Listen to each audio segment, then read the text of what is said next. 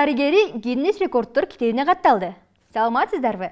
Мына ушундай жакшы жаңылыктан баштасак, сиздер менен мен Акмарал Анарбекова, анда эмесе кеттик. Легендарлуу дарыгер Мамбет Мамакеев Гиннес рекордтор китебине кирди. Бул тууралуу Улуттук хирургия борбору маалымдады. Китепке академиктин 2020 жылдын 29 февралына чейинки эмгектери камтылып, тынымсыз 67 жыл 181 күн иштегени жазылган. Гиннестин рекордтор китебинин эксперттери дипломду өздөрү келип академикке тапшырышмак. Тилекке каршы коронавирус пандемиясынан улам кечиктирилген. Бирок кечиктирилсе дагы диплом экспресс-почта аркылуу жөнөтүлгөн. Мамбет Мамакеев азыркы 93 жаш курагына чейин 15 миңден ашуун операция жасап, жана ушул күнгө чейин иштеп келет. Туктайбыз агай. Рахмат. Бул чоң жетишкендик Кыргызстанда билбейм, Гиннесте барбы адамдар жокпу, но по крайней мере среди медиков өзүңүз баштап бердиңиз. Чоң рахмат. Эми саясатка көз салсак. Президенттикке талапкерлердин алгачкысы элдерден чогултулган кол тамгаларын Борбордук шайлоо комиссиясына тапшырды. Президенттикке талапкер Бабурдан Төлбаев Борбордук шайлоо комиссиясына биринчи болуп, талапкерлигине макулдугун билдирген 30 миңден ашуун кол коюлган баракчаларды тапшырды.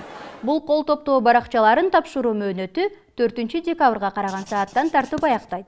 Чогулган кол тамгалары 30 миңден кем эмес, 60 миңден көп эмес болушу керек. 15 декабрдан 9 январга чейин шайлоого өгүт иштерин жүргүзүүгө уруксат берилет. Коронавирус болорун жар салып келген Кубатбек Боронов коронавирус илдетине чалдыгып, оор абалда. Экс-премьер-министр Кубатбек Боронов коронавирус илдетине чалдыгып, жандандыруу бөлүмүнө түштү. Ал республикалык жугуштуу илдеттер ооруканасында дарыланууда. Учурда абалы канааттандырарлык. Ал эми 3 декабрга карата соңку бир сутка ичинде вирус дагы 4 кишинин өмүрүн алды.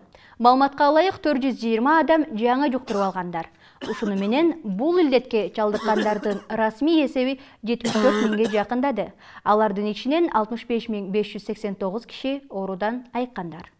Кыргызстан менен Бириккен Араб Эмирлиги соттолгон жарандарын алмашат. Бул тууралуу 2 декабрда өткөн жогорку кеңештеги отурумунда соттолгон жарандарды алмашуу тууралуу келишимди ратификациялады. Парламент депутаттары ратификация тууралуу мыйзамды 3-окууда карап макулдугун беришкен. Келишим 19 жылы 12 декабрда ошол мезгилдеги президент Сооронбай Жээнбековдун Бириккен Араб Эмирлигине расмий иш сапары учурунда түзүлгөн. Бүгүнкү күндүн маанилүү кабарлары ушулар болду. Эгерде биздин башка берүүлөрүбүзгө дагы башпаган десеңиз, Instagram, YouTube каналдарыбызга дагы катталганды унутпаңыздар. Кийинки эфирден жолугушканча.